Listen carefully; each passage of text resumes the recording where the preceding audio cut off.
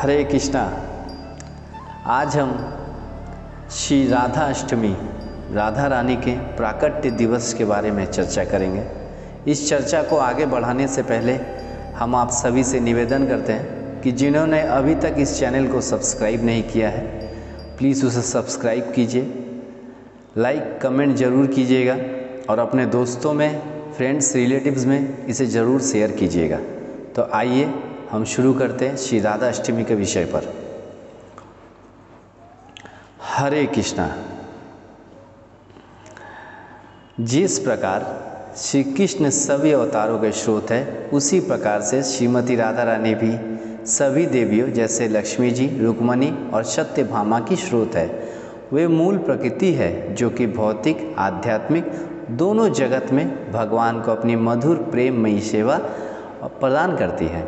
श्री कृष्ण की भक्ति, प्रेम और रस की त्रिवेणी जब हृदय में प्रवाहित होती है, तभी ये मन तीर्थ हो जाता है और ये महाभाव ही श्री राधा भाव कहलाता है।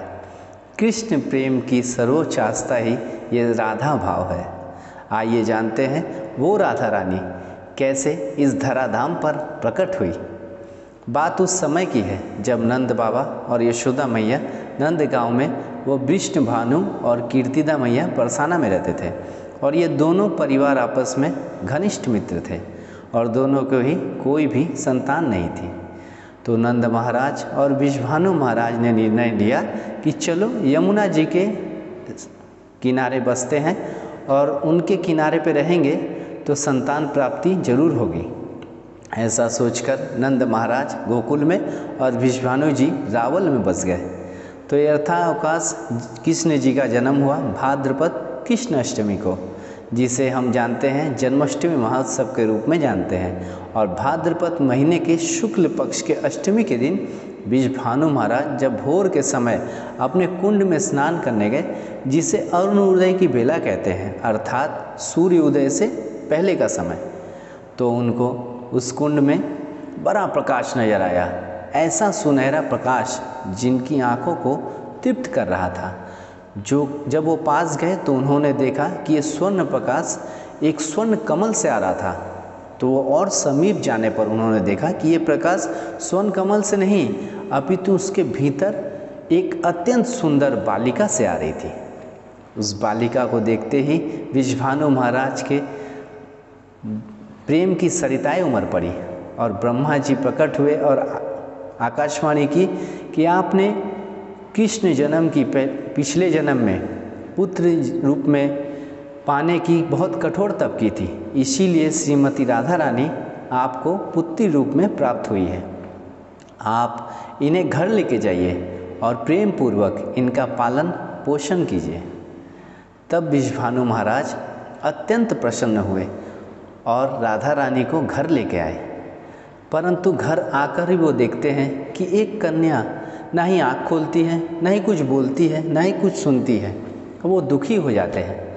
तब नारद मुनि भेष बदल कर आते हैं और उन्हें कन्या रत्न की प्राप्ति का, जो स्वयं श्री जी है, उनके जन्म की बधाई के लिए उत्सव मनाने के लिए कहते हैं।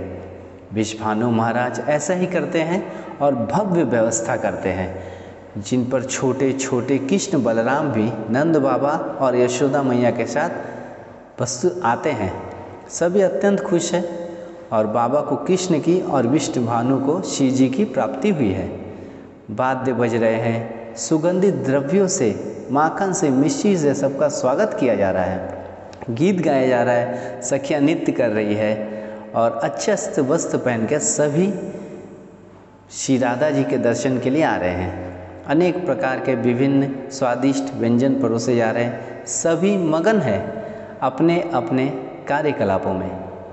तभी कृष्ण, जो छोटे से बालक है, वो धीरे धीरे घुटनों के बल चलकर वहाँ पे राधा रानी के पास पहुँचते हैं और उनके पालना का सहारा लेके खड़े होते हैं और राधा रानी को छूते हैं।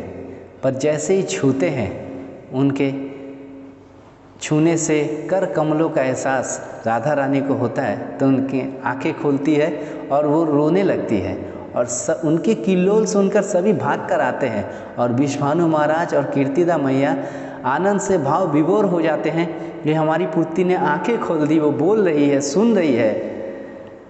क्योंकि जब गोलोक वृंदावन में श्री कृष्ण ने भगवान राधा रानी से कहा कि हे राधा रानी, अब धरती पर जाने का समय है, तो राधा रानी कहती है कि अगर श्री वृंदावन धाम, श्री गोवर्धन और श्री यमुना जी अगर वहाँ नहीं है तो मैं वहाँ नहीं जाऊँगी। इस पर भगवान कहते हैं कि आपका ये मंतव्य जानकर मैंने पहले से ही वृंदावन धाम में कुछ हिस्सा गोवर्धन, यमुना जी पृथ्वी पर भेज चुके हैं, अतः आप कभी भी गोलोक वृंदावन से बाहर नहीं आएंगी।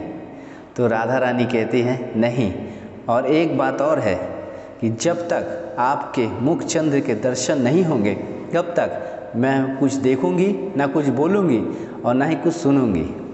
इस पर श्री कृष्ण भगवान के आने पर ही इंतज़ार कर रही थी कि इसी प्रकार हमारे जीवन का लक्ष्य होना चाहिए केवल राधिकानाथ भगवान श्री कृष्ण के चरण कमलों का आश्रय, और उसके लिए लगन होनी चाहिए, एकाग्रता होनी चाहिए, फोकस, दृढ़ निश्चय होना चाहिए।